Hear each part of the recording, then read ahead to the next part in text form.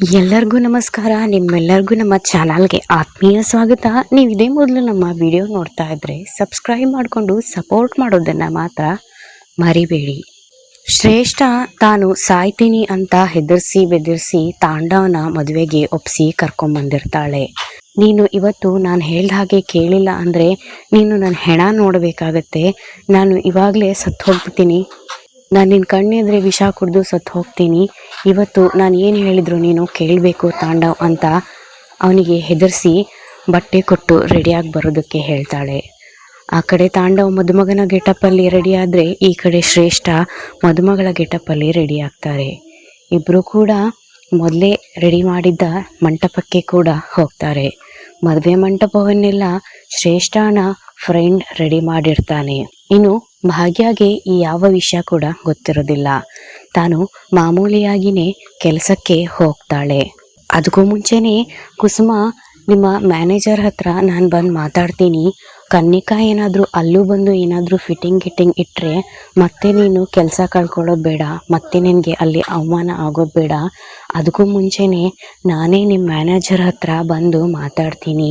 ನನ್ನ ಸೊಸೆ ಈ ಥರ ಅವಳ ಬಗ್ಗೆ ಯಾರೇ ಏನೇ ಕೆಟ್ಟದಾಗಿ ಹೇಳಿದರೂ ಕೂಡ ನೀವು ಯಾರೂ ನಂಬೋದಕ್ಕೆ ಹೋಗಬೇಡಿ ಅಂತ ನಾನು ಅವರಿಗೆ ಹೇಳ್ತೀನಿ ಅಂತ ಅಂದಾಗ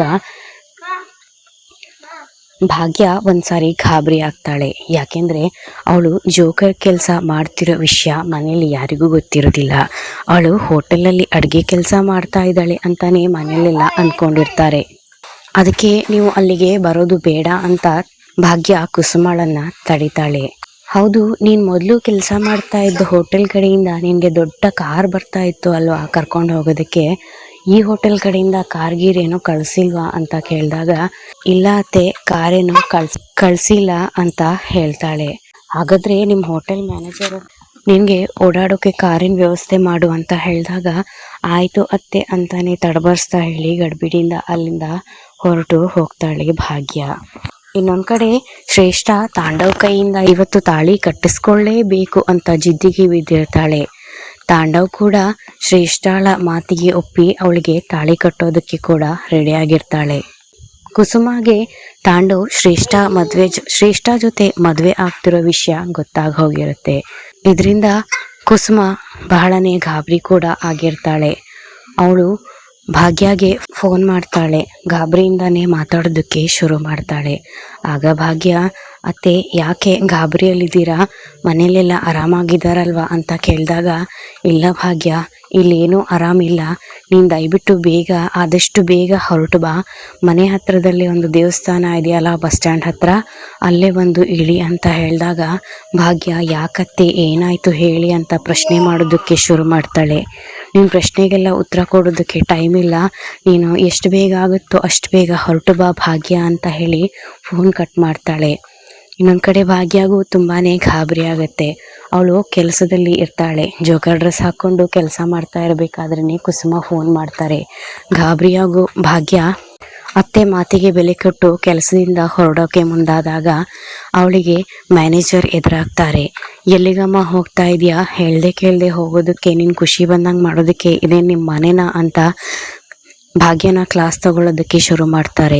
ಆಗ ಭಾಗ್ಯ ಇಲ್ಲ ಸರ್, ನಾನು ನಿಮಗೆ ಹೇಳಬೇಕು ಅಂತಾನೆ ಬಂದೆ, ಅಷ್ಟರಲ್ಲಿ ನೀವೇ ನನ್ನ ಎದುರಿಗೆ ಬಂದ್ರಿ ಅಂತ ಹೇಳ್ತಾಳೆ. ನೀನು ಹೇಳಬೇಕು ಅಂತ ಇದ್ದಿದ್ರೆ ಡ್ರೆಸ್ ಚೇಂಜ್ ಮಾಡೋಕ್ಕೂ ಮುಂಚೆನೇ ನನ್ನ ಹತ್ರ ಒಂದು ಪರ್ಮಿಷನ್ ತಗೊಳ್ತಾ ಇದ್ದೆ. ಈಗ ಈ ನಾಟಕ ಎಲ್ಲ ಬೇಡ, ಇಂಥ ನಾಟಕನ ನಾನು ಬೇಕಾದಷ್ಟು ನೋಡಿಬಿಟ್ಟಿದ್ದೀನಿ, ಸುಮ್ಮನೆ ಹೋಗೋ ಕೆಲಸ ಮಾಡು ಅಂತ ಹೇಳಿದಾಗ ಭಾಗ್ಯ ಬಹಳನೇ ಮನವಿ ಮಾಡ್ಕೊಳ್ತಾರೆ. ದಯವಿಟ್ಟು ಸರ್ ಇವತ್ತು ಒಂದಿನ ನನ್ನನ್ನು ಬಿಟ್ಬಿಡಿ, ನಾನು ಹೋಗಲೇಬೇಕು, ಮನೇಲಿ ತುಂಬ ಅರ್ಜೆಂಟ್ ಇದೆ ಅಂತ ಫೋನ್ ಮಾಡಿದ್ದಾರೆ, ನನ್ನ ಅತ್ತೆ ತುಂಬ ಗಾಬರಿಯಾಗಿದ್ದರು, ನಾನು ಹೋಗಲೇಬೇಕು ಸರ್, ಇವತ್ತು ಒಂದಿನ ಬಿಟ್ಬಿಡಿ ಅಂತ ಎಷ್ಟೇ ಕೇಳ್ಕೊಂಡ್ರು ಕೂಡ ಆ ಮ್ಯಾನೇಜರ್ ಭಾಗ್ಯನ ಮಾತನ್ನು ಕೇಳೋದಕ್ಕೆ ತಯಾರೇ ಇರೋದಿಲ್ಲ. ಸುಮ್ಮನೆ ಹೋಗಿ ಕೆಲಸ ಮಾಡಿದ್ರೆ ಸರಿ ಇವಾಗ ಅಂತಾನೆ ಧಮಕಿ ಹಾಕ್ತಾನೆ. ನಿನ್ನ ಅತ್ತೆ ಮುಖ್ಯನಾ ನಿನಗೆ ಕೆಲಸ ಮುಖ್ಯನಾ ಅಂತ ಕೇಳಿದಾಗ ನನಗೆ ನನ್ನ ಅತ್ತೆನೇ ಮುಖ್ಯ ಅಂತ ಹೇಳಿ ಅವಳ ಮ್ಯಾನೇಜರನ್ನು ಎದುರು ಹಾಕ್ಕೊಂಡು ಭಾಗ್ಯ ಹೊರಟು ಹೋಗಿಬಿಡ್ತಾಳೆ. ಮ್ಯಾನೇಜರ್ ಭಾಗ್ಯ ಹೋಗ್ತಾ ಇದ್ದಾಗೇ ನನ್ನ ಮಾತಿಗೆ ಬೆಲೆ ಕೊಡ್ದೇನೆ ಹೋಗ್ತಾ ಇದೆಯಲ್ವಾ, ನೀನು ಎಲ್ಲಿಗೂ ಹೋಗಲ್ಲ, ನಾಳೆ ಕೆಲಸಕ್ಕೆ ಬಂದೇ ಬರ್ತೀಯಲ್ಲ, ಆಗ ಬಡ್ಡಿ ಚಕ್ರಬಡ್ಡಿ ಎಲ್ಲ ಸೇರಿಸಿ ಕೊಡ್ತೀನಿ, ಹೋಗು ಅಂತ ಅಂದ್ಕೊಳ್ತಾನೆ.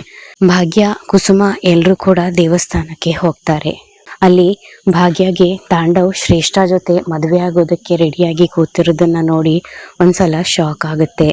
ಆಗ ಅವಳು ತಾಂಡವ್ ಎದುರುಗಡೆ ಹೋಗಿ ನಿಲ್ತಾಳೆ. ಭಾಗ್ಯ ಅಲ್ಲಿಗೆ ಬಂದಿರೋದನ್ನ ನೋಡಿ ತಾಂಡವ್ಗೂ ಕೂಡ ಶಾಕ್ ಆಗುತ್ತೆ. ಏ ಎಮ್ಮೆ, ನೀನ್ ಯಾಕೆ ಇಲ್ಲಿಗೆ ಬಂದೆ?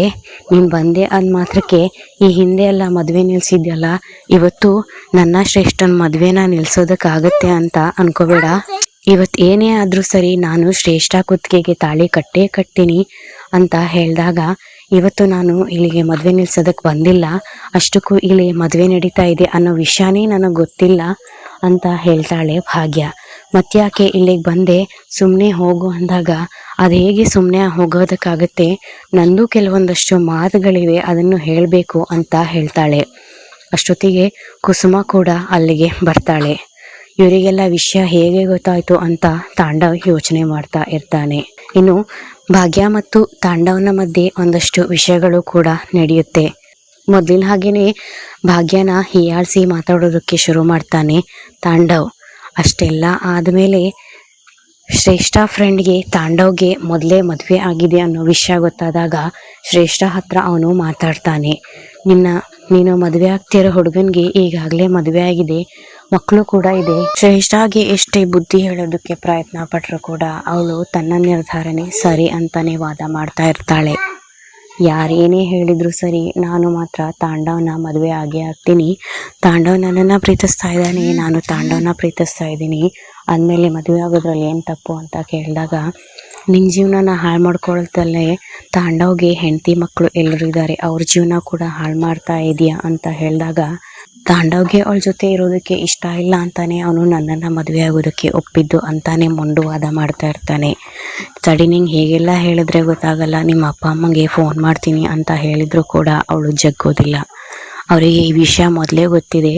ನನ್ನನ್ನು ಬದಲಾಯಿಸೋದಕ್ಕೆ ಪ್ರಯತ್ನ ಪಟ್ಟರು, ಅವಾಗಲೂ ಅವರಿಗೆ ನಾನು ಇದೇ ಉತ್ತರ ಕೊಟ್ಟಿದ್ದೀನಿ, ಅದಕ್ಕೆ ಮಗಳು ಸತ್ತೋದ್ಲು ಅಂತ ನನ್ನನ್ನು ಬಿಟ್ಟು ಹೊರಟೋಗಿದ್ದಾರೆ ಅಂತ ಹೇಳ್ತಾಳೆ. ಏನು, ಅವರಿಗೂ ಈ ವಿಷಯ ಗೊತ್ತಿದೆಯಾ ಅಂತ ಅವನಿಗೆ ಒಂದ್ಸಲ ಶಾಕ್ ಆಗುತ್ತೆ. ಇನ್ನು ಕುಸುಮ ಹತ್ರ ಭಾಗ್ಯ, ಅತ್ತೆ, ನಾನು ಒಂದು ನಿರ್ಧಾರ ಮಾಡಿದ್ದೀನಿ, ನಾನೊಂದು ವಿಷಯ ಹೇಳ್ತೀನಿ, ಅದಕ್ಕೆ ದಯವಿಟ್ಟು ನಿಮ್ಮ ಒಪ್ಪಿಗೆ ಬೇಕು ಅಂತ ಕೇಳ್ತಾಳೆ. ಆಗ ಕುಸುಮ, ಏನು ಹೇಳು ಮಗಳೇ ಅಂತಂದಾಗ, ಇಷ್ಟು ದಿನ ನನಗೆ ಇವರು ಎಷ್ಟೇ ಏನೇ ಹೇಳಿದರೂ ಕೂಡ ನನ್ನ ಗಂಡ ನನ್ನ ಮನೆ ಅಂತ ನಾನು ಸಹಿಸ್ಕೊಂಡೆ. ಇವರಿಗೋಸ್ಕರ ನನ್ನ ತನಾನೇ ನಾನು ತ್ಯಾಗ ಮಾಡಿದೆ. ಆದರೂ ಇವರಿಗೆ ನಾನು ಬೇಕಾಗಿಲ್ಲ. ನನ್ನ ಮೇಲೆ ಇವರಿಗೆ ಪ್ರೀತಿ ಕಾಳಜಿ ಅನ್ನೋದು ಯಾವತ್ತಿಗೂ ಬರಲೇ ಇಲ್ಲ. ಈಗ ಅವರಿಗೆ ನನ್ನ ಜೊತೆ ಬದುಕೋದೇ ಭಾರ ಆಗಿದೆ. ಅದಕ್ಕೆ ಇವಾಗ ನನಗೆ ಅವ್ರು ಕಟ್ಟಿರೋ ತಾಳಿ ಕೂಡ ಭಾರ ಆಗ್ತಾ ಇದೆ. ಇದು ಇನ್ನು ನನ್ನ ಕುತ್ತಿಗೆಯಲ್ಲಿರೋದ್ರಿಂದ ಏನೂ ಬೆಲೆ ಇಲ್ಲ. ಇದನ್ನು ನಾನು ತೆಗಿಬೇಕು ಅಂತ ಅಂದ್ಕೊಂಡಿದ್ದೀನಿ ಅತ್ತೆ ಅಂತ ಹೇಳ್ತಾಳೆ. ಆಗ ಕುಸುಮ ಮತ್ತು ಎಲ್ಲರಿಗೂ ಒಂದ್ಸಲ ಶಾಕ್ ಆಗುತ್ತೆ. ಇದಾದಮೇಲೆ ಕುಸುಮನೇ ತುಂಬ ಯೋಚನೆ ಮಾಡಿ ಭಾಗ್ಯಗೆ ತಾಳಿ ತೆಗೆದ್ಬಿಡೋ ಮಗಳೇ ಅಂತ ಹೇಳ್ತಾಳೆ. ಇಂಥ ನಾಲಾಯಕ್ ಗಂಡನಿಂದ ಕಟ್ಟಿಸ್ಕೊಂಡಿರೋ ತಾಳಿಗೆ ಯಾವ ಬೆಲೆನೂ ಇಲ್ಲ. ಅವನು ನಿನ್ನನ್ನು ತಿರಸ್ಕಾರ ಮಾಡ್ತಾ ಇದ್ದಾನೆ ಅಂದಮೇಲೆ ಈ ತಾಳಿ ನಿನ್ನ ಕುತ್ತಿಗೆಯಲ್ಲಿರೋದ್ರಿಂದ ಏನೂ ಪ್ರಯೋಜನ ಇಲ್ಲ ಮಗಳೇ. ನೀನು ಅವನಿಂದ ದೂರ ಆದರೆ ಅವನಿಗಿರೋ ಭಾಗ್ಯ ಎಲ್ಲ ದೂರ ಆಗುತ್ತೆ ಅಂತ ನಾನು ಇಷ್ಟು ದಿನ ನಿಮ್ಮಿಬ್ಬರನ್ನ ಒಂದು ಮಾಡೋ ಪ್ರಯತ್ನ ಪಡ್ತಾ ಇದ್ದೆ. ಆದರೆ ಈ ನಾಲಾಯಕ್ಕಿಗೆ ಅದು ಯಾವುದೂ ಬೇಕಾಗೇ ಇಲ್ಲ. ತನ್ನ ಜೀವನನ ತಾನೇ ಹಾಳು ಮಾಡ್ಕೊಳ್ಳೋದಕ್ಕೆ ಹೊರಟಿದ್ದಾನೆ. ಮಗನ ಜೀವನ ಹಾಳಾಗುತ್ತೆ ಅನ್ನೋ ಯೋಚನೆಯಲ್ಲಿ ಸೊಸೆ ದಿನ ಕಣ್ಣೀರಲ್ಲಿ ಕೈ ತೊಳಿತಾ ಇದ್ರು, ಅದು ನಮಗೆ ಕಾಣಿಸ್ಲೇ ಇಲ್ಲ. ಇದು ನಾವೆಲ್ಲ ಅತ್ತೆಯರು ಮಾಡೋ ಅಂಥ ದೊಡ್ಡ ತಪ್ಪು. ಇನ್ನು ಮುಂದೆ ನಾನು ಅಂಥ ತಪ್ಪು ಮಾಡೋದಿಲ್ಲ ಮಗಳೇ. ನೀನು ಆ ತಾಳಿನ ಧೈರ್ಯವಾಗಿ ತೆಗೆದು ಬಿಡು ಅಂತ ಕುಸುಮ ಭಾಗ್ಯಗೆ ಹೇಳ್ತಾಳೆ. ಇನ್ನು ಭಾಗ್ಯ ತಾಳಿ ತೆಗಿತಾಳ ಅನ್ನೋದನ್ನ ಮುಂದಿನ ವಿಡಿಯೋದಲ್ಲಿ ನೋಡೋಣ. ನಿಮಗೆ ನಮ್ಮ ಈ ವಿಡಿಯೋ ಇಷ್ಟ ಆಗಿದೆ ಅಂದ್ಕೊಳ್ತೀನಿ. ಶುಭ ದಿನ. ಧನ್ಯವಾದಗಳು.